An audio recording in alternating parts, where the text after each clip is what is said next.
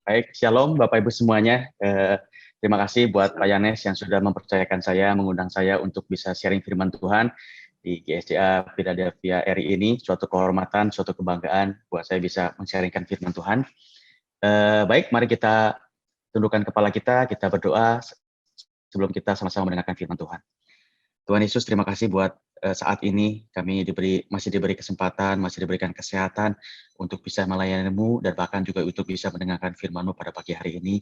Mohon kasih karunia daripada Roh Kudus menjamah setiap hati anak-anak-Mu yang saat ini mendengarkan firman-Mu Tuhan, supaya firman Tuhan yang disampaikan bisa mengubahkan cara kami berpikir, bisa mengubahkan hati kami, supaya kami bisa menjadi pelaku-pelaku firman-Mu Tuhan. Kami bisa memahami dan bisa melakukan semua dalam kehidupan kami sehari-hari. Kami ingin menjadi pribadi yang bisa maksimal di hadapan-Mu ya Tuhan, pribadi yang bisa melayani Engkau dengan sepenuh hati kami, dengan sepenuh kekuatan kami, sehingga pada ujungnya nama-Mu yang dimuliakan, nama-Mu yang ditinggikan.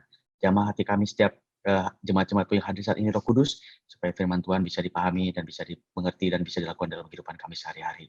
Di dalam nama Tuhan Yesus, kami sudah berdoa mengucap syukur. Amin. Baik, Bapak Ibu, izinkan saya sharing slide dulu. Mungkin perkenalan sedikit. Perkenalkan, nama saya Andi Iskandar. Saya berjemaat di GSCA Bethlehem Kota Bogor. Mungkin Bapak Ibu pernah tahu gembala sidang saya itu atau gembala sidang kami itu adalah Pastor Arif Multi Ardania. Beliau saat ini menjabat di Departemen Luar Negeri dari GSCA seluruh Indonesia. Dan saya berjumpa dengan Pak Yanes ini, mungkin Pak Yanes pernah ikutan salah satu seminar dari GSCA Bethlehem ya, entah di Life Builder ataupun mengenai strength. Dan saya bersyukur bisa terkoneksi dengan Pak Yanes, khususnya dengan Bapak Ibu juga, para jemaat di GSCA Philadelphia RI ini. Segala hormat kemuliaan buat nama Tuhan kita. Baik, izinkan saya memulai khotbah saya pada pagi hari ini. Izinkan saya share screen. Topik kita pada pagi hari ini adalah be maksimal, artinya kita pengen berusaha semaksimal mungkin untuk Tuhan, kepada Tuhan gitu ya. Nah, apa sih selama ini yang menghalangi kita untuk bisa menjadi pribadi yang maksimal, atau apa hal yang membuat kita itu belum bisa maksimal selama ini? Karena kita seringkali melihat diri kita itu menurut diri kita sendiri. Jadi kita jarang sekali kita bertanya, menurut Tuhan itu siapa kita? Gitu ya. Kita seringkali melihat kita ini atau kita memandang diri kita ini menurut diri kita sendiri. Jadi lebih seringnya itu kita berpikir, menurut saya ini siapa? Menurut saya, kemampuan saya ini apa? Menurut saya, kebiasaan saya ini apa? Jadi seringkali kita bertanya itu menurut saya. Kita jarang-jarang melihat dari kacamata Tuhan. Nah, saat ini saya ajak Bapak Ibu, sama-sama mari kita melihat diri kita, kemampuan kita, kekuatan kita dari kacamata Tuhan, supaya bisa maksimal. Karena kalau kita hanya melihat diri kita dari kacamata kita sendiri, ya memang kita banyak keterbatasan, ya enggak? Memang kita banyak kekurangan, karena kita melihatnya dari kacamata kita sendiri, atau dari sudut pandang manusia. Nah, pagi hari ini, atau dimanapun saat ini Bapak Ibu mendengarkan firman Tuhan ini, mari kita sama-sama mendengarkan firman Tuhan, dan semoga saya berdoa, biar setelah khotbah ini Bapak Ibu disadarkan bahwa kita di kacamata Tuhan itu begitu luar biasa. Kita menurut sudut pandang Tuhan itu luar biasa. Jadi saya akan gunakan visualisasi atau gambar seperti ini. Nah, ini. Jadi siapa diri kita yang ada di tengah, nih Bapak Ibu ya, yang ada di tengah ini, saya coba kontraskan antara diri kita di mata Tuhan, di atas yang warna merah, dengan diri kita berdasarkan pemikiran kita sendiri, yang saya berikan warna biru. Supaya kita bisa tahu gitu, betapa jauhnya perbedaan antara diri kita di hadapan Tuhan dengan di hadapan kacamata kita sendiri. Nah, mari kita belajar dari seorang tokoh di Alkitab yang namanya itu adalah Gideon. Oke, Gideon. Saya akan bacakan dulu ya ayat firman Tuhannya dari Hakim-Hakim pasal 6 ayat 12 sampai ayat yang ke-16. Nah, saya akan ambil dari versi bahasa Indonesia sehari-hari. Silakan Bapak Ibu tidak apa-apa kalau Bapak Ibu mau membaca dari versi terjemahan baru juga sangat tidak apa-apa, tapi menurut saya setelah saya bandingkan, setelah saya baca dari versi bahasa Indonesia sehari-hari ini lebih menggigit. Izinkan saya membaca dari versi bahasa Indonesia sehari-hari ya Bapak Ibu. Saya baca dulu secara full 12 sampai 16, nanti setelah itu kita akan bedah ayat demi ayat. Nah, bagaimana kita mau belajar dari tokoh yang namanya Gideon, ya, untuk perbedaan diri Gideon berdasarkan kacamata Tuhan dengan diri Gideon berdasarkan kacamata dia sendiri atau pribadi si Gideon ini. Baik, saya akan bacakan dulu secara full ya. Hakim-Hakim 6 ayat yang ke-12 sampai dengan ayat yang ke-16. Mari kita baca, saya bacakan. Ayat yang ke-12. Malaikat Tuhan itu menampakkan diri kepadanya, yang ini Gideon ya, dan berkata, "Hai pemuda yang perkasa, Tuhan besertamu." Lalu sahut Gideon, "Maaf Tuhan, kalau betul Tuhan," Tuhannya dalam huruf besar artinya YHWH kalau dalam bahasa Ibrani, "menyertai kita, mengapa segala hal ini menimpa kami?" Menyertai kami, mengapa segala hal ini menimpa kami? Di manakah segala keajaiban yang pernah dilakukan Tuhan dahulu dan yang diceritakan oleh nenek moyang kami tentang bagaimana Tuhan mengeluarkan mereka dari Mesir? Sekarang Tuhan sudah meninggalkan kami dan membiarkan kami dikuasai oleh orang-orang Midian. Oke. 14. Kemudian Tuhan memberikan perintah ini kepada Gideon. Dengan seluruh kekuatanmu, pergilah melepaskan orang Israel dari kekuasaan orang Midian. Akulah yang mengutusmu, kata Tuhan kepada Gideon. Gideon menjawab, "Mengapa saya Tuhan?" Nah, ini nanti kita akan bedah ya, lebih lanjut ya. "Mana mungkin saya melepaskan umat Israel dari kekuasaan orang Midian? Di dalam suku Manase, kaum saya lah yang paling lemah. Dan di dalam keluarga saya pun, sayalah pula yang paling tak berarti." Ayat yang ke-16, "Pasti kamu bisa," kata Tuhan. Luar biasa ya, saya ulangi. "Pasti kamu bisa," kata Tuhan. "Sebab akulah yang akan membantumu. Orang-orang Midian akan dapat kau hancurkan dengan mudah, seolah-olah kau hanya menghadapi satu orang saja." Nah, ini adalah ayatnya yang akan kita bahas. Sekedar konteks dulu buat Bapak Ibu, sekedar Bapak Ibu terbayang ya. Jadi situasinya adalah bangsa Israel waktu itu sedang dijajah oleh bangsa Midian. Kurang lebih sudah 7 tahun. Dan kelihatannya bangsa Midian ini menjajah orang Israel itu dengan kejam ya, sehingga orang Israel sangat ketakutan sama orang Midian. Bahkan kalau Bapak Ibu perhatikan di Gideon ini, kalau Anda baca secara full ya, Gideon ini saat itu sedang Tuhan nampak dalam bentuk manusia ya, waktu itu Gideon belum tahu itu adalah Tuhan. Itu Gideon sedang mengirik gandum. Dan bahkan mengirik gandumnya itu di tempat yang tersembunyi. Bayangkan, mengirik gandum saja mereka harus ada di tempat yang tersembunyi karena takut oleh bangsa orang Midian. Jadi kelihatannya orang Midian sangat menekan, menindas orang Israel pada saat itu. Nah, dalam konteks seperti itulah Tuhan datang menampakkan diri kepada Gideon. Oke, biar Bapak Ibu terbayang situasinya seperti apa ya. Jadi penjajahannya luar biasa berat sekali yang dilakukan oleh Midian kepada bangsa Israel. Nah, mari kita bedah ayat demi ayat. Saya akan menggunakan tadi gambar yang tadi ya, sudut pandang Tuhan dan sudut pandang manusia. Oke, perhatikan. Saya yakin kalau Bapak Ibu memperhatikan, firman Tuhan ini akan mengubahkan hidup Bapak Ibu. Mari, saya ulangi lagi dari ayat yang pertama. Tapi pelan-pelan sekarang. Saya akan memakai kembali gambar ini ya. Jadi Gideon memandang dirinya berdasarkan kacamata Gideon atau diri dia sendiri, dan Gideon di hadapan kacamatanya Tuhan yang warna merah. Ini sudut pandang dari Gideon sendiri yang warnanya biru. Baik, mari kita mulai dari ayat yang ke-12. Malaikat Tuhan itu, nah artinya Tuhan sendiri yang menampakkan diri kepada Gideon, ya, menampakkan diri kepadanya, kepada Gideon dan berkata, "Hai pemuda yang perkasa." Bayangkan, Tuhan besertamu. "Hai pemuda yang perkasa." Padahal waktu itu Gideon sedang mengirik gandum. Kenapa Tuhan bilangnya pemuda yang perkasa? Padahal waktu itu Gideon nggak lagi ngapa-ngapain. Gideon nggak lagi sedang berperang. Gideon juga bukan prajurit, bukan ada dalam ketentaraan. Gideon rakyat biasa dan bahkan sedang mengirit gandum. Tapi Tuhan berkata kepada Gideon, "Hai pemuda yang perkasa." Jadi poin yang pertama, Tuhan melihat Gideon berupa identitas. Jadi di kacamata Tuhan, ya, di kacamata Tuhan, Tuhan melihat Gideon itu punya identitas. Apa identitasnya? Sabar, nanti kita akan bahas ya. Tapi di kacamata Tuhan, Tuhan memandang Gideon ini punya suatu identitas. Yang tadi kata-katanya adalah identitasnya, kalau saya kasih tahu secara singkat dulu, pemuda yang perkasa. Itu identitas Gideon di kacamata Tuhan. Tapi mari kita lihat jawaban Gideon. Setelah Tuhan memberitahu identitasnya, ini jawaban Gideon. Ayat yang selanjutnya, 13. Perhatikan. Sahut Gideon. Jadi setelah Tuhan ngomong, "Hai pemuda yang perkasa," kata Gideon begini, "Maaf Tuhan," Tuhannya masih huruf kecil karena Gideon belum sadar bahwa itu Tuhan ya. Karena berupa manusia, Tuhan menampakkan diri dalam bentuk manusia atau teofani nama secara teologianya. "Maaf Tuhan, kalau betul Tuhan menyertai kami, mengapa segala hal ini menimpa kami?" Jadi Gideon mau ngomong gini, Tuhan kayaknya nggak ada deh di bangsa Israel. Seolah-olah mau ngomong gitu Gideonnya dalam bahasa sehari-hari, kayaknya Tuhan nggak ada deh di bangsa Israel. Karena kalau betul-betul Tuhan itu ada, kok terjadi seperti ini sih sekarang? Kok bangsa Israel dijajah oleh bangsa Midian sih? Kok bangsa Israel menderita sih? Itu kurang lebih begitu ya kata-kata Gideon. Lalu dilanjutkan, manakah segala keajaiban yang pernah dilakukan Tuhan dahulu dan yang diceritakan oleh nenek moyang kami tentang bagaimana Tuhan mengeluarkan mereka dari Mesir. Jadi Gideon atau bangsa Israel sering mendengar cerita-cerita dari orang tua mereka, mungkin dari kakek neneknya, bahwa dulu Tuhan pernah membebaskan mereka dari bangsa Mesir. Itu kisah yang pernah diceritakan kepada mereka.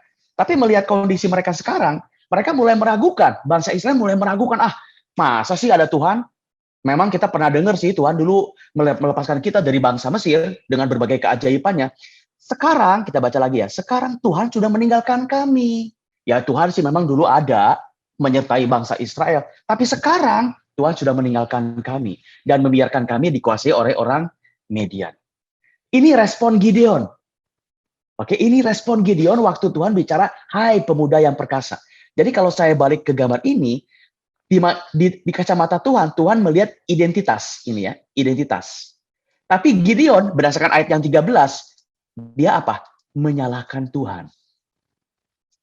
Ya kan? Coba kita lihat ayat yang 13 tadi ya, menyalahkan Tuhan kan?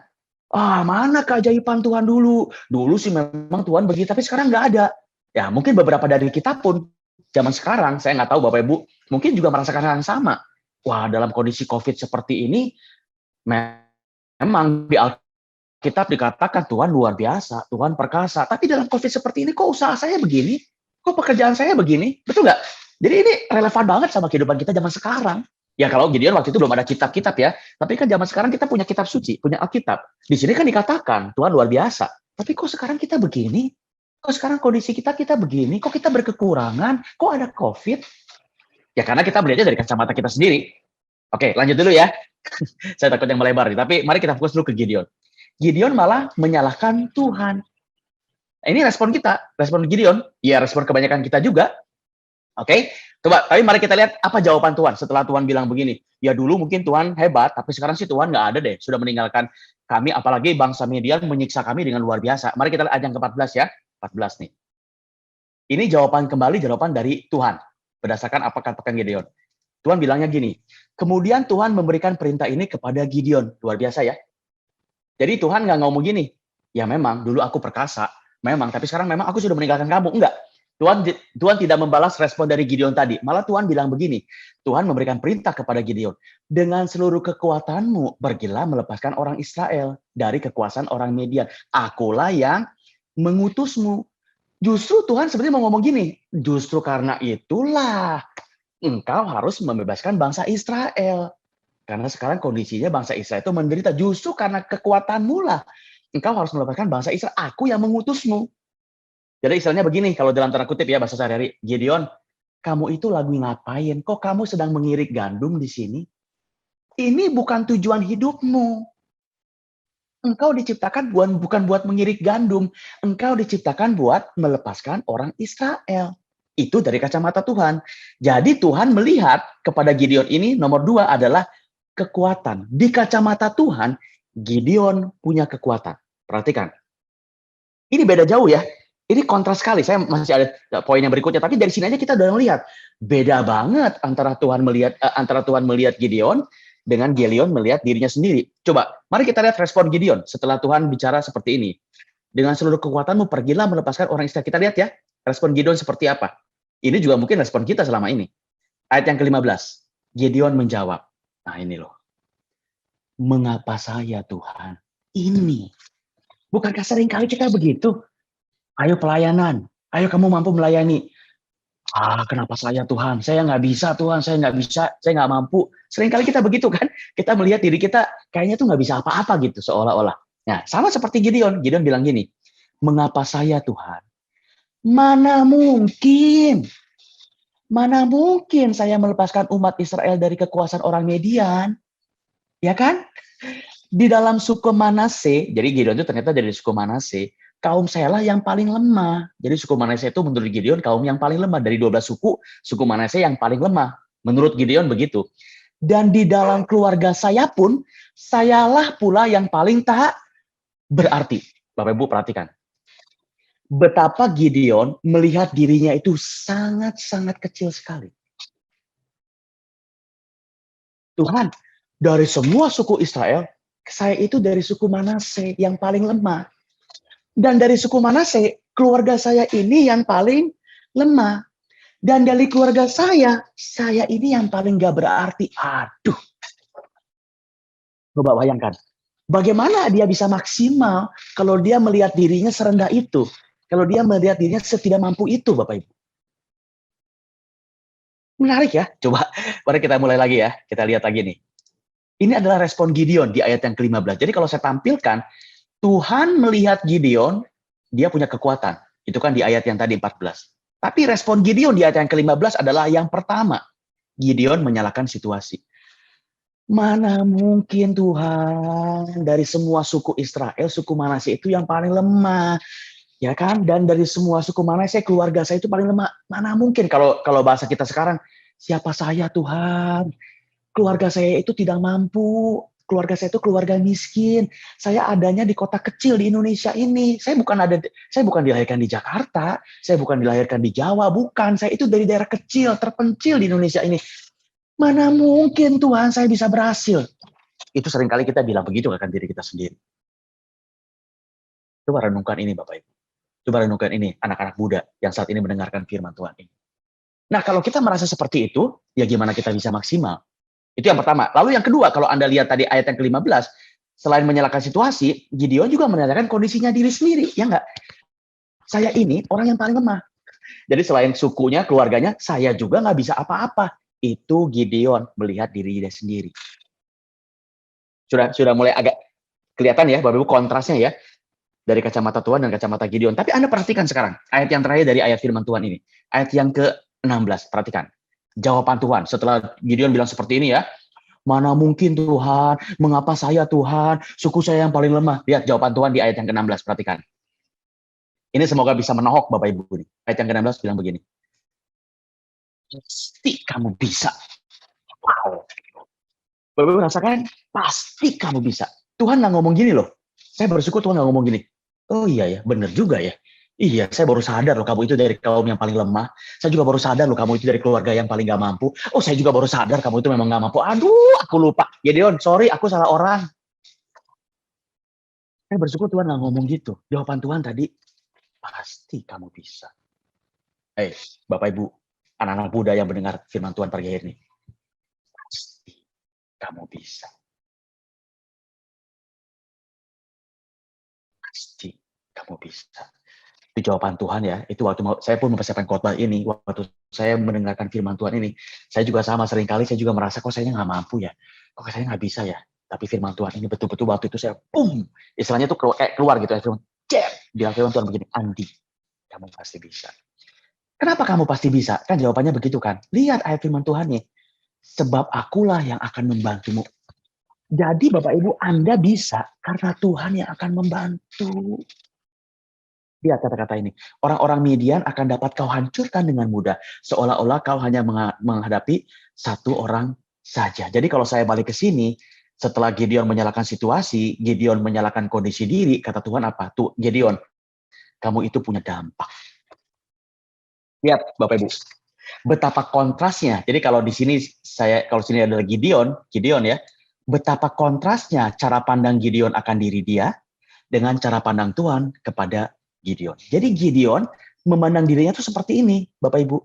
Menyalahkan Tuhan, menyalahkan situasi, menyalahkan kondisi diri dia. Betul nggak?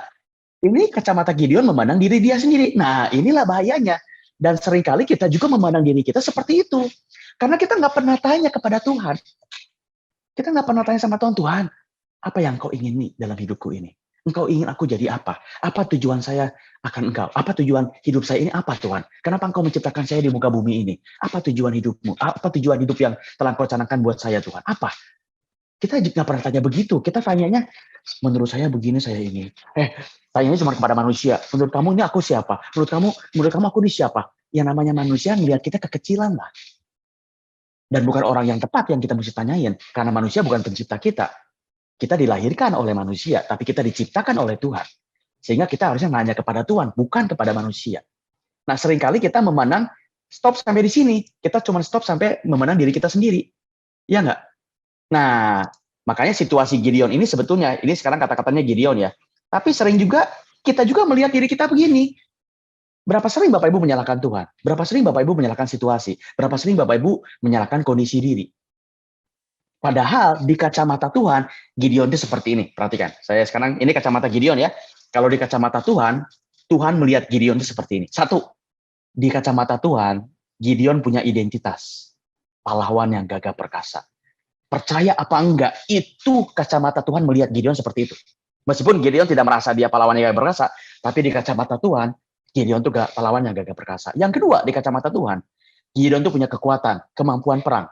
Sekarang memang Gideon masih mengirik gandum, belum berperang. Tapi Tuhan tahu Gideon punya kekuatan, kemampuan perang. Kenapa Tuhan tahu? Tuhan pencipta Gideon. Yang ketiga, di kacamata Tuhan, Gideon itu punya dampak. Apa? Justru melalui Gideon lah Tuhan ingin Gideon membebaskan bangsa Israel. Nah, Bapak Ibu, jadi di kacamata Tuhan, inilah Gideon. Gak pahlawannya gagah perkasa, jago berperang, dan bisa membebaskan Israel. Kalau Gideon tahu bahwa diri dia seperti ini, kira-kira dia bisa maksimal nggak hidupnya? Ya. Nah, sekarang pertanyaannya, Bapak Ibu coba renungkan pertanyaan saya. Ini sebagai PR buat Bapak Ibu setelah selesai firman Tuhan ini ya. Ini ada Gideon ya. Di kacamata Tuhan, Gideon itu seperti ini. Pahlawan yang gagah perkasa, punya kemampuan perang, membebaskan bangsa Israel. Sekarang pertanyaan saya kepada Bapak Ibu. Renungkan, doakan, tanya kepada Tuhan. Kalau Anda, itu apa identitasnya di hadapan Tuhan? Kalau Anda, apa kekuatan Anda di hadapan Tuhan? Kalau Anda, apa dampak yang bisa Anda lakukan untuk dunia ini? Renungkan baik-baik pertanyaan ini. Bapak Ibu tidak bisa menjawab pertanyaan ini. Bapak Ibu tidak akan bisa maksimal. Karena ketika Anda melihat diri Anda dengan kacamata Anda, kacamata manusia, Anda itu menjadi orang yang kecil. Tapi begitu Bapak Ibu melihat diri Anda dari kacamata Tuhan, Anda menjadi orang yang besar. Bukan saja gara-gara Tuhan memang besar, tapi Tuhan yang menolong kita, tapi Tuhan yang membantu kita. Renungkan Bapak Ibu, renungkan. Nah, saya akan fokus dari tiga hal ini, dari identitas, kekuatan, dan dampak. Saya akan fokus kepada hal yang ketiga, dampak. Jadi Bapak Ibu, ketika Bapak Ibu sudah tahu identitas Anda, Bapak Ibu sudah tahu kekuatan Anda, Bapak Ibu tuh harus berdampak. Berdampak di mana? Ya berdampak di bumi. Berdampak di dunia ini, bukan di surga. Kehadiran Bapak Ibu diperlukan di dunia ini. Makanya Bapak Ibu diciptakan di dunia ini. Jadi Bapak Ibu harus berdampak buat manusia di dunia ini. Dengan apa yang Anda bisa, berupa identitas dan kekuatan Anda. Dan ketika saat Bapak Ibu melakukan dampak, saya fokus ke poin nomor 3 ya, dampak ya. Ketika Bapak Ibu sedang berdampak, melakukan kekuatan Anda, menghidupi identitas Anda, nah saat itulah Bapak Ibu akan berdampak kepada orang banyak di muka bumi ini. Dan ketika Anda berdampak kepada orang banyak di muka bumi ini, percayalah, Tuhan membantu Anda. Ingat ayat yang ke-16 tadi, waktu Tuhan bilang gini kepada Gideon, kamu pasti bisa, sebab aku yang akan membantumu. Nah, Bapak Ibu nanti bisa baca ya, di ayat Gideon, di ayat yang ke-7, di ayat yang ke-8, itu adalah hasil dampak setelah Gideon sadar akan identitasnya dan sadar akan kekuatannya. Dan dampak yang diberikan oleh Gideon kepada bangsa Israel, dan betul, ternyata bangsa Israel akhirnya merdeka dari bangsa Midian, karena pasukan Midian dikalahkan oleh pasukan Israel dengan di bawah pimpinan Gideon. Bapak Ibu, perhatikan dampaknya yang Gideon lakukan. Bisa baca di ayat yang ke pasal 7 dan pasal 8. Tapi saya rangkum sedikit ya, biar Bapak Ibu saya fokus kepada dampaknya. Nah, kalau Bapak Ibu perhatikan, saya coret sedikit ya. Jadi waktu itu, Gideon membawa sekitar 32.000 orang pasukan Israel. Jadi ini ada pasukan Israel yang dipilih oleh Gideon untuk berperang lawan bangsa Midian. Tapi Tuhan bilang terlalu banyak ini Gideon, terlalu banyak. Terlalu banyak ya Tuhan. Iya, kurangin. Oke, baik Tuhan. Bagaimana caranya mengurangi? Tanya kepada bangsa Israel. Yang takut boleh pulang. Gitu kan? Bapak Ibu nanti bisa baca ya, pasal 7, pasal 8. Yang takut boleh pulang. Silakan, nggak apa-apa kata Gideon. Bapak Ibu tahu yang pulang berapa banyak? Yang pulang itu 22.000 yang pulang. Takut. Jadi sisa pasukan Israel tinggal 10.000. Bayangkan, dari 32.000, sisa tinggal 10.000.